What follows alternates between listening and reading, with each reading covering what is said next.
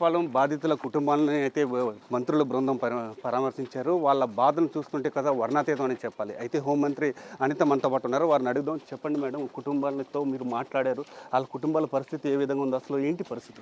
అంటే అక్కడికి వెళ్ళి పనిచేస్తున్నారంటేనే వాళ్ళ కుటుంబాల పరిస్థితి ఏంటనేది మనం అర్థం చేసుకోవచ్చు. ఏ పూటకి ఆ పూట ఇప్పుడు అడిగితే రోజుకు ఒక 500 రూపాయలు ఇస్తారండి. 500 రూపాయల గురించే మా అమ్మ వెళ్తుంది 2 సంవత్సరాల నుంచి అని చెప్పే పరిస్థితి. ఇందాక వెళ్తే తల్లిదండ్రులు ఇద్దరు కూడా చనిపోయిన పరిస్థితి. 2 ఆడపిల్లలు ఉన్నారు. ఇప్పుడు ఇంకొక ఫ్యామిలీ దగ్గరికి వెళ్తే తండ్రి లేడు, తల్లి చనిపోయింది. 2 ఆడపిల్లలు ఇప్పుడు పెళ్ళిళ్ళు కూడా అవ్వలేదు ఆ అబ్బాయికి అమ్మాయికి.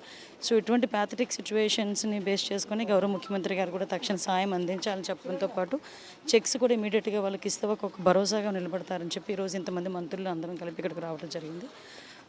ప్యాథటిక్ సిచ్యువేషన్స్ ఇలాంటివి జరగకుండా చూసుకునే బాధ్యత కూడా వాళ్ళ కుటుంబాన్ని పూర్తిగా ఏ విధంగా కూటమి ప్రభుత్వం ఆదుకుంటుంది? ఇప్పుడు హౌసింగ్ లేకపోతే హౌసింగ్ డెఫినెట్గా ఇస్తామని చెప్పాము.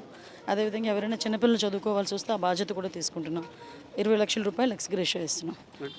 ఎవరైనా చదువుకొని ఉద్యోగాలు లేకపోతే కూడా వాళ్ళకి కూడా ఉపాధి కల్పిస్తాం. ఈ చుట్టుపక్కల ప్రాంత ప్రజలందరూ కూడా ఈ కేవలం దీని మీద ఆధారపడి జీవనం సాగిస్తున్న పరిస్థితి కూడా ఉంది. వాళ్ళకి ఎటువంటి భద్రత కల్పిస్తారు, ఎటువంటి పరిస్థితులు ఉన్నాయి? లేదండి, ఆల్టర్నేటివ్ కూడా చాలా ఉన్నాయి.